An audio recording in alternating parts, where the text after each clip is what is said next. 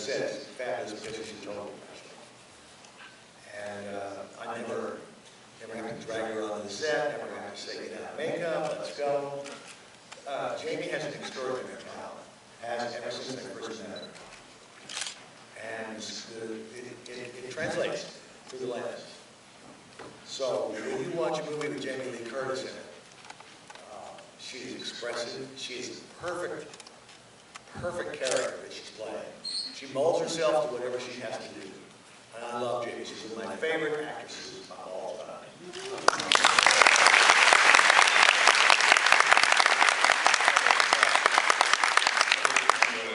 As well. With John Carpenter, I mean, this guy can do everything.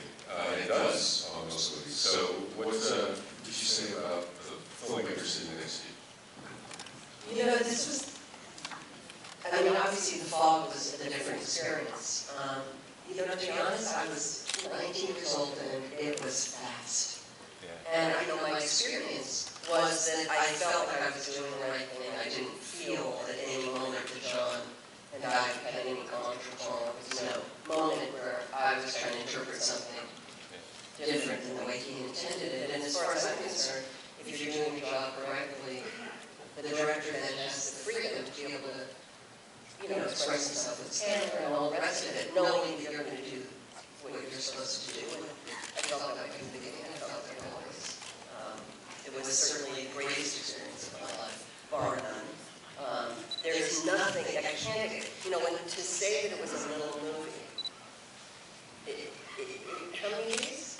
It was 22 days and $300,000. It was little.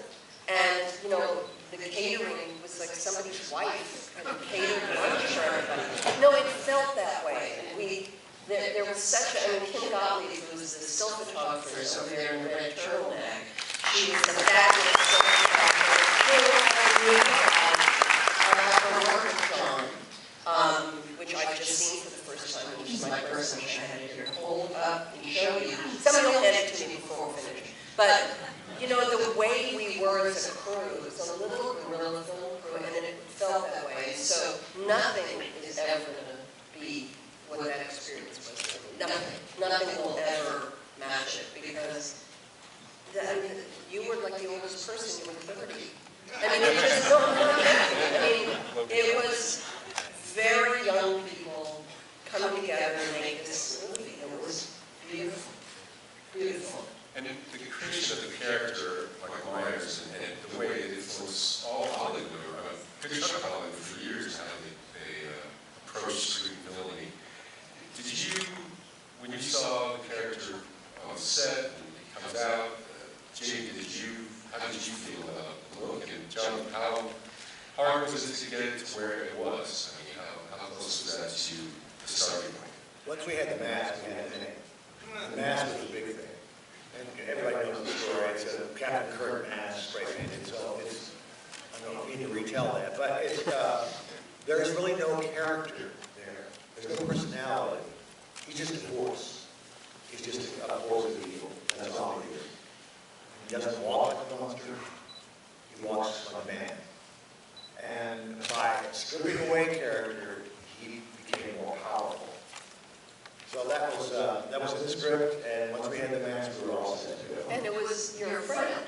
So this is somebody you were a band with? Nick Castle, are you kidding? You know, and so it was, it's also not just, you know, in subsequent years it became stuntmen, and it became, but this is a very different experience. This was John's friend, and was he the lead guitarist, or were you the guitar?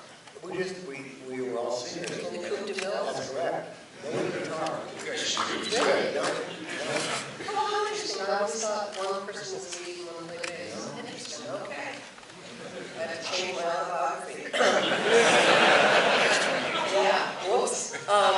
But, you know, the fact that he was Nick also allowed, I think, there to be some depth to it. I mean, Nick is a talented director, and so I think he had something richer to offer, and I certainly think that it comes out in, as you said, this sort of human but non-human way that he acts, and the way he cocks his head to, you know, look is find work.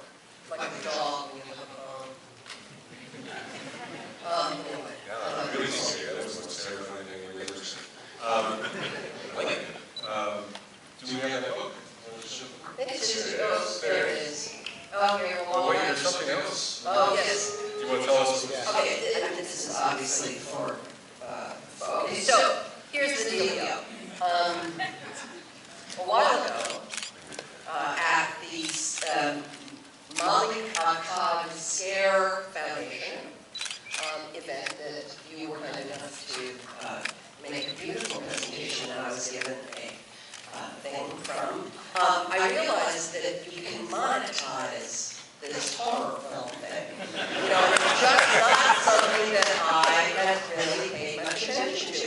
Not out of any disrespect, but literally I had not thought of monetizing it. And I do work for children's charities, particularly Children's Hospital in Los Angeles. And I realized I could monetize my horror fandom for some horror filmy stuff for a greater good.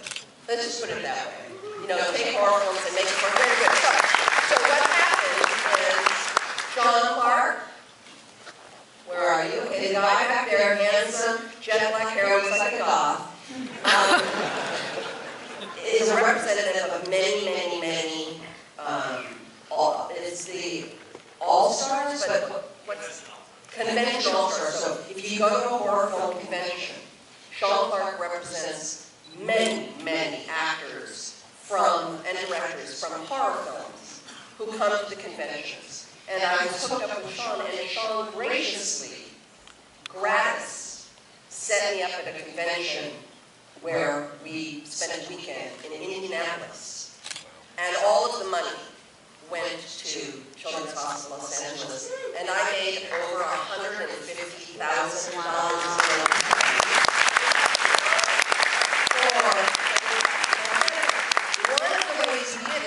with some signed masks. And basically, this mask was FedExed all around the country to every living member of the Halloween Crew family to sign.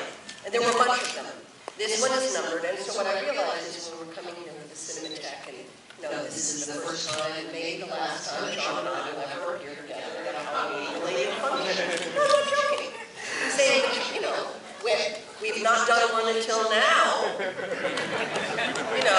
So I thought, I'll bring one of those masks, and maybe for the Cinematheque, which is offering us this evening, we might raise some money. So I think what they're going to do is, they're going to put this up on some sort of auction site. The money will go to the Cinematheque. We'll go on the Cinematheque website. I promise you, whoever wins this or gets this, John and I will do some special thing to go along with it. We'll write.